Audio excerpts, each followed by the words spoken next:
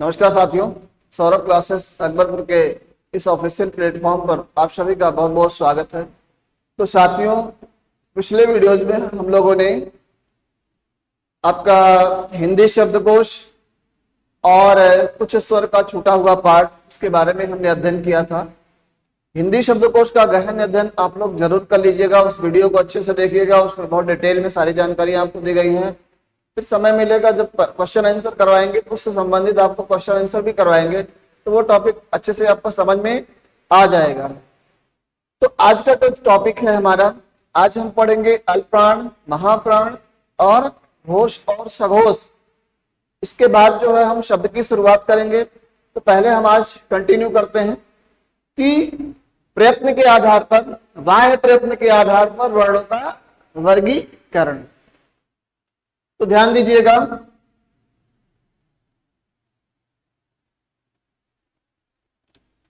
बाह्य प्रयत्न के आधार पर, तो बाह्य प्रयत्न के आधार पर वर्ण कितने प्रकार के होते हैं? दो प्रकार के होते हैं। कितने प्रकार के होते हैं? दो प्रकार के होते हैं। उन दोनों प्रकार में पहला प्रकार आपका आएगा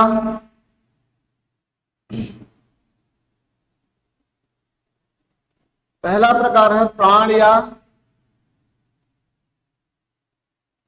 प्राण या श्वास के आधार, श्वास के आधार पर। और दूसरा प्रकार आपका आएगा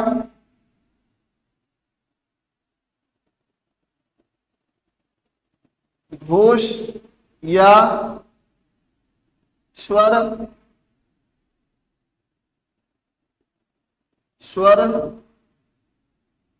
तंत्रियों में कंपन के आधार पर। घोष या स्वर तंत्रियों में कंपन के आधार पर, प्राण या श्वास के आधार पर। एक एक करके दोनों टॉपिक को हम लोग देखेंगे। प्राण के आधार पर वर्ण के दो प्रकार होते हैं। कौन कौन से, ये भी जान लें। एक को बोलते हैं हम अल्प प्राण। क्या बोलते हैं? अल्प प्राण, अल्प प्राण, ठीक है। दूसरे को हम बोलते हैं महाप्राण। क्या बोलते हैं? महाप्राण, ठीक है। जैसा कि शब्द से ही आपको परिलक्षित हो रहा होगा कि इसका अर्थ क्या होना चाहिए। तो पहले तो हम यहां से देख लेंगे प्राण या श्वास क्या है। श्वास के आधार पर वर्णों का वर्गीकरण क्यों किया गया? तो प्राण का मतलब होता है प्राण वायु या श्वास, जो हम श्वास लेते हैं उसके आधार पर वर्णों का वर्गीकरण किया गया। दो प्रकार हैं उसमें, अल्प प्राण और महाप्राण। जिसमें हवा की मात्रा कम लगे, जिनके उच्चारण में हवा की मात्रा कम लगे वो अल्प प्राण है, जिनके उच्चारण में हवा की मात्रा ज्यादा लगे वो महाप्राण, ठीक है। तो इसके अंतर्गत जो है वर्ण आएंगे। तो अल्प का मतलब क्या हुआ? कम। और प्राण का मतलब होता है श्वास, तो जिनके उच्चारण में श्वास की मात्रा कम लगे। और महा का मतलब होता है अधिक या ज्यादा, अधिक या ज्यादा। श्वास मतलब श्वास, जिनके उच्चारण में ज्यादा श्वास या ज्यादा प्राणवायु की आवश्यकता हो वो महाप्राण कहलाते हैं, ठीक। तो एक तो आपको अल्प प्राण समझ में आया होगा कि अल्प प्राण किसे कहते हैं, दूसरा आपको महाप्राण समझ में आया होगा महाप्राण किसे कहते हैं। सबसे पहले अल्प प्राण के बारे में जानते हैं। देखिए, सभी स्वर, एक ट्रिक के आधार पर हम जान लेते हैं पहले शॉर्ट में।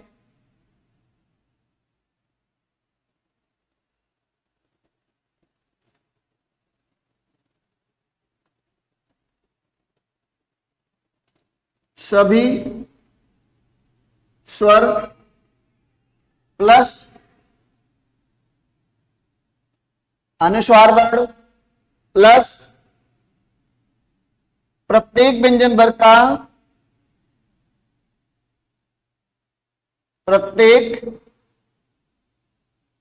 व्यंजन का पहला, तीसरा और पांचवा वर्ण। पहला, तीसरा और पांचवा वर्ण ये क्या होते हैं आपके?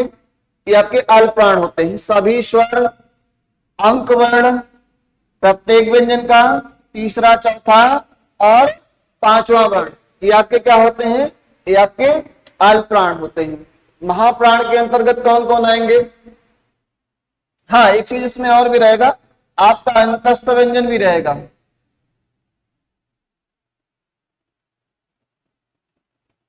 इसके अंतर्गत आपका अंतस्थ व्यंजन भी आएगा, यार अलावा। ठीक है। इसके बाद महाप्राण। महाप्राण किसे कहते हैं? तो महाप्राण में आपका विसर्ग वर्ण आएगा जिसे हम आहा बोलते हैं, प्लस इसके बाद आपका चौथा और दूसरा प्लस चौथा वर्ण,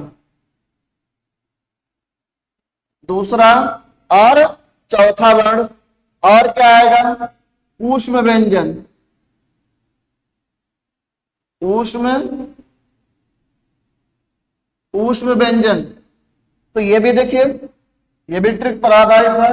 बहुत ही आसानी से, इतना आप अगर समझ लेंगे तो आसानी से आप कर लेंगे। आहा वर्ण व्यंजन का दूसरा और चौथा वर्ण ऊष्म व्यंजन। सभी ऊष्म व्यंजन आएंगे। क्या आएंगे? सभी ऊष्म व्यंजन। यहां आप नोट कर सकते हैं सभी। तो सभी जो ऊष्म व्यंजन है वो सब क्या है? सब आपके महाप्राण हैं। ठीक। अब इसके अंतर्गत अगर हम डिटेल में भी देखना चाहें तो देख सकते हैं। सभी स्वर में छोटा आ से लेकर आओ तक आपका आ जाएगा, और आपका आएगा अनुस्वार वर्ण आ जाएगा। इसके बाद व्यंजन के जो प्रत्येक वर्ण है उनके पहले, तीसरे और पांचवें वर्ण।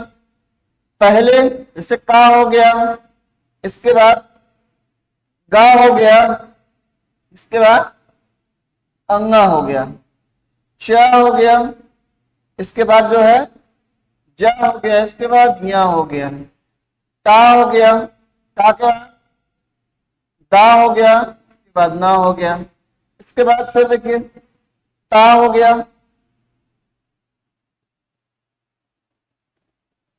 हाँ ता हो गया, ता के बाद दा हो गया, यहां बड़ा रहेगा, और उसके बाद ना हो गया। क्या हो गया?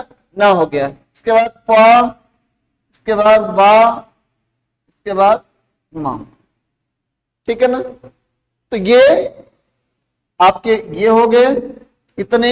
और क्या है? अंतस्थ व्यंजन या, र, ला और वाह हो गए, आपके अंतस्थ व्यंजन हो गए। ये सब आपके क्या है? ये आपके अल्प प्राण है। ठीक है। इसके बाद जो है आपका प्रश्न बनता है कि महाप्राण के अंतर्गत कौन कौन से वर्ण आएंगे, तो उसके बारे में डिटेल में जान लेंगे। जैसे आपका आहा वर्ण है जिसे हम विसर्ग कहते हैं।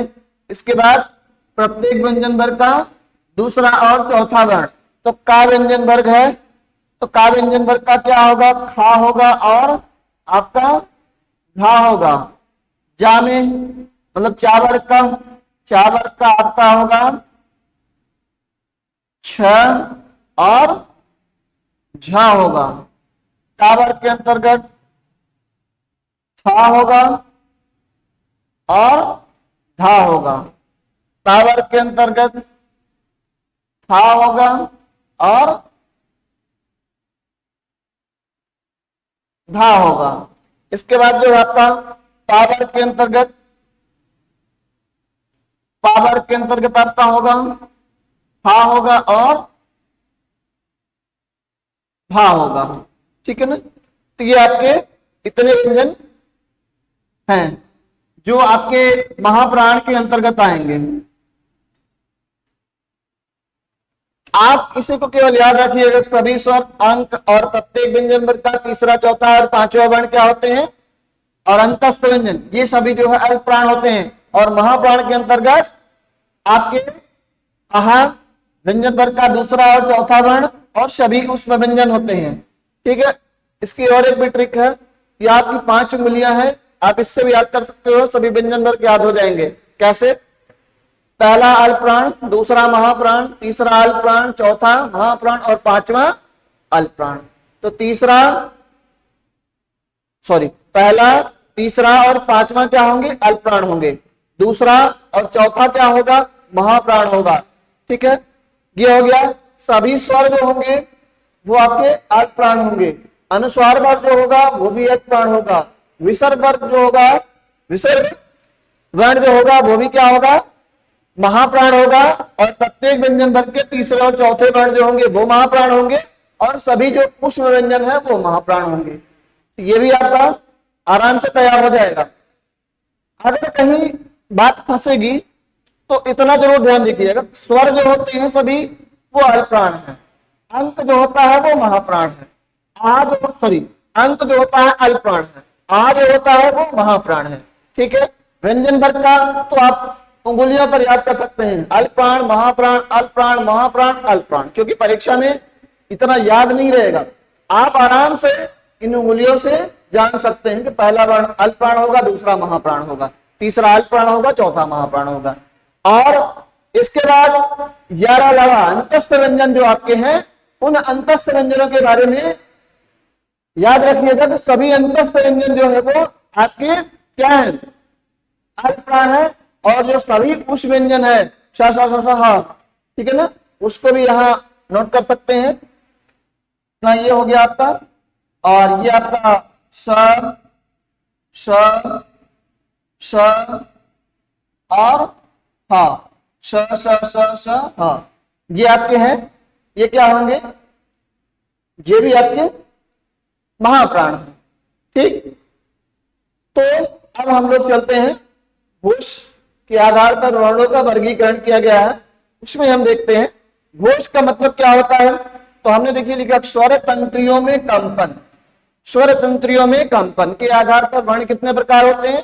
2 प्रकार के होते हैं। कितने प्रकार के होते हैं? 2 प्रकार के होते हैं। प्राण के आधार पर कितने प्रकार के होते हैं? 2 प्रकार के आधार होते हैं। इसके भी 2 प्रकार के वर्ण इस आधार पर भी होते हैं और इस आधार पर भी 2 प्रकार के वर्ण होते हैं। अब इसमें पहला वर्ण कौन है के बारे में जान लेते हैं। देखिए, पहला है आपका अघोष। अघोष वर्ण क्या है? आपका अघोष वर्ण है। अब देखिए, घोष वर्ण या स्वर तंत्रियों में कंपन क्या है? तो जैसे देखिए, जिन वर्णों के उच्चारण में स्वर तंत्रियों में कम कंपन हो या स्वर तंत्रियों में कंपन ना अभाव हो, ठीक, वहां पर क्या होगा? वहां आपका अघोष होगा। और जिन वर्णों के उच्चारण में स्वर तंत्रियों में क्या हो? कंपन हो, उन्हें क्या कहते हैं हम? उन्हें हम सघोष कहेंगे। तो जिनमें कंपन ना हो अघोष, और जिनमें कंपन हो उन्हें क्या कहेंगे? सघोष कहेंगे। जैसे हम कहते हैं का खा, लेकिन गा घा अंगा ऐसे बोलते हैं ना। तो ये जान लीजिए कि आपके जो पहले 2 वर्ण है, ठीक है ना, पहले जो 2 वर्ण है वो क्या है? का या खा, वो आपके जो है अघोष है, गा घा अंगा। बाकी तीनों क्या है?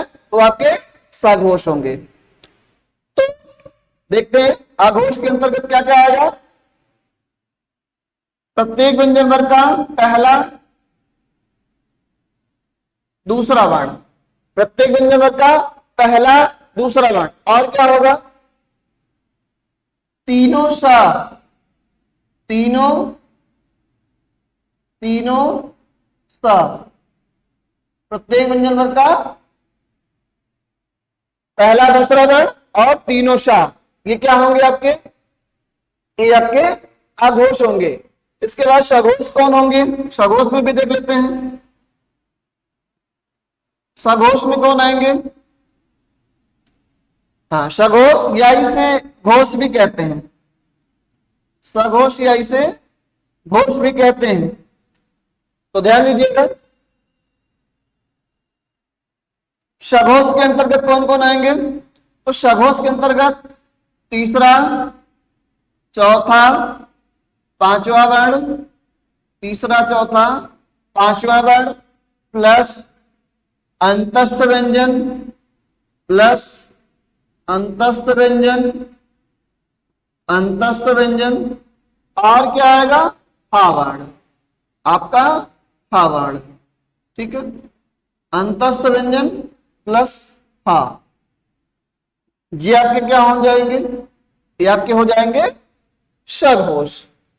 ठीक है, अगर हम इसका एक एक करके विस्तार में देखेंगे तो भी देख सकते हैं। जैसे का है तो का के बाद जो है पहला वर्ण क्या आएगा? का पहला वर्ण है कवर का, इसके बाद खा है, चवर, चा है, छा है, टा है, ठा है, इसके बाद ता है, था है, इसके बाद जो है पा है, फा है। तो ये आपके हो गए टा ठा टा का खा चा छा टा ठा ता था पा फा, और तीनों सा, और तीनों सा, ये आपके क्या होंगे? ये आपके अघोष होंगे। ठीक, सघोष के अंतर्गत तीसरा, चौथा, पांचवा वर्ण, तीसरा, चौथा, पांचवा वर्ण क्या है? गा, घा, अंगा। ठीक, ज, झ, ञ। ठीक, डा, ढा, अड़ा, ता, सॉरी, अब इधर देख लेते हैं। द, धा, न, बा, भा, म। तो ये देखिए, ये आपके क्या है? ये आपके सब सघोष वर्ण है। और क्या आएगा? और क्या आपका आएगा? इसके अंतर्गत सभी अंतस्थ व्यंजन है, तो सभी अंतस्थ व्यंजन में य, र, ल, और आपका वा, और इसी के साथ साथ जो है आपका ऊष्म व्यंजन का हा भी आएगा।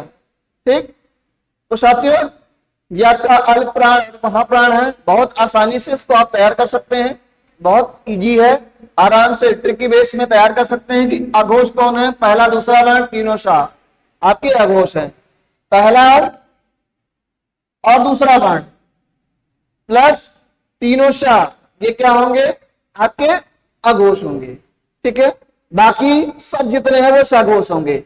व्यंजन का तीसरा, चौथा, पांचवा वर्ण, अंतस्थ व्यंजन और हा, ये सब क्या होंगे? सघोष होंगे। तो आपको ये भी प्राण के आधार पर वर्णों का वर्गीकरण, अल्प प्राण, महाप्राण, ये भी समझ में आ गया, और घोष के आधार पर वर्णों का वर्गीकरण, ये भी समझ में आ गया होगा। अगर कहीं कोई समस्या आपको महसूस होती है तो कमेंट बॉक्स में आप कमेंट करके जरूर पूछिएगा। इस क्लास को आज हम यही समाप्त करते हैं, और अगली क्लास के साथ कल आपके सामने फिर से उपस्थित होंगे। तब तक के लिए नमस्कार।